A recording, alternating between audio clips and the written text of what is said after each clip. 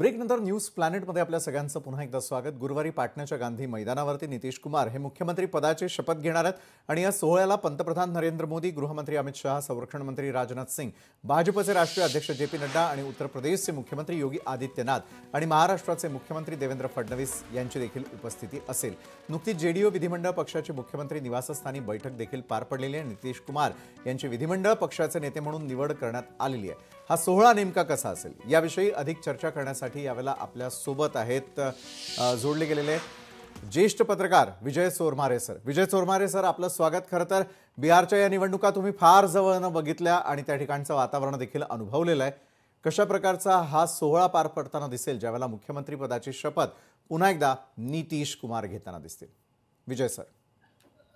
विशाल, उद्याचा जो नितीश कुमार यांचा मुख्यमंत्री पदाचा शपथविधीचा सोहळा आहे, हा खरं तर बिहारच्या राजकारणातला फार महत्वाचा असा सोहळा आहे। बरोबर, कारण एवढा दीर्घकाळ मुख्यमंत्री पद भूषवल्यानंतर नितीश कुमार पुन्हा मुख्यमंत्री पदाची शपथ घेत आहेत। म्हणजे नितीश कुमार मुख्यमंत्री बनण्याबाबत अनेकांच्या मनात शंका होती, म्हणजे त्यांच्या पक्षाच्या लोकांच्या मनामध्ये शंका होती, तिथल्या लोकांच्या मनामध्ये शंका होती, भारतीय जनता पक्ष आणि तिथल्या विरोधी पक्षांना सुद्धा नितीश कुमार तिथं मुख्यमंत्री बनण्यासाठी किती सक्षम आहेत याबाबत त्यांच्या मनात शंका होती।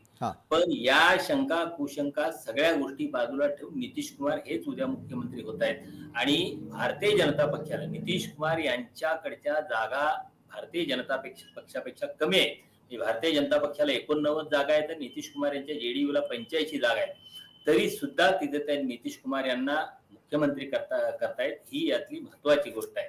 पण हा शपथविधी होत असताना सगळ्यांच्या मनात, अगदी नितीश कुमार यांच्यासह अनेकांच्या मनात हा प्रश्न असेल आणि तोच बिहारच्या राजकारणाच्या दृष्टीनं, देशाच्या राजकारणाच्या दृष्टीनं सगळ्यात महत्वाचा प्रश्न असेल, तो म्हणजे नितीश कुमार मुख्यमंत्री पदाची शपथ घेतल्यानंतर किती काळ मुख्यमंत्री राहतील। बरं, कारण आता नितीश कुमार यांना मुख्यमंत्री करणं त्याशिवाय भारतीय जनता पक्षापुढे पर्याय नाही।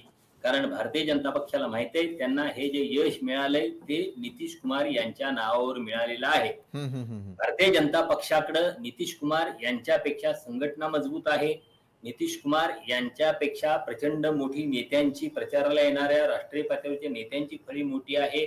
भारतीय जनता जेडीयू पेक्षा यंत्रणा आणि पैसा ही या सगळ्या गोष्टी मोठ्या आहेत। त्यामुळं भारतीय जनता पक्षाला निश्चितपणे नितीश कुमार यांच्यापेक्षा 4 जागा जास्त मिळाल्या असल्या तरी सुद्धा हे या यशामध्ये नितीश कुमार यांचा मोठा वाटा आहे याची जाणीव भारतीय जनता पक्षाला आहे। त्यामुळे आपल्याला आठवत असेल निवडणुकीच्या सुरुवातीच्या काळात अमित शहा एका पत्रकार परिषदेत म्हणाले की मुख्यमंत्री पदाचा उमेदवार कोण आहे, मुख्यमंत्री कोण असेल, तर त्यावेळी म्हणाले होते की मुख्यमंत्री हे निवडून आलेले आमदार ठरवतील। पण त्यानंतर नितीश कुमार यांची नाराजी दूर करण्यासाठी अमित शहा यांना नितीश कुमार यांच्या घरी जावं लागलं आणि नंतर प्रचाराच्या काळात अमित शहाना जाहीर करावं लागलं की नितीश कुमार हेच आमचे यानंतरचे मुख्यमंत्री असतील। कारण भाजपला माहिती आहे की नितीश कुमार यांना आपण बाजूला करतोय असा संदेश जरी बिहारच्या जनतेमध्ये गेला तरी सुद्धा एनडीएला मोठा फटका बसू शकतो। त्यामुळे आता सुद्धा एकूण असं नितीश कुमार यांच्या जागा कमी असल्या तरी त्यांच्या प्रतिमेवर, त्यांच्या इमेजवर मिळालेलं हे यश आहे। त्यामुळं भारतीय लोकांच्यात एक वेगळा संदेश जाऊ नये म्हणून इथं ते नितीश कुमार यांनाच पुन्हा मुख्यमंत्री करतायत। पण मुद्दा आहे तो ते किती काळ पुढे राहतील। बरोबर आहे, किती काळ पुढे राहणार हा तर कळीचा मुद्दा आहेच। मात्र तुर्तास तरी उद्या होणारं जे सेलिब्रेशन असेल, मुख्यमंत्री पदाची शपथ असेल, ते देखील पाहणं महत्त्वाचं असेल। धन्यवाद विजय सर, तुम्ही आमच्यासोबत जोडला गेलात आणि या संदर्भातली चर्चा केली त्यासाठी।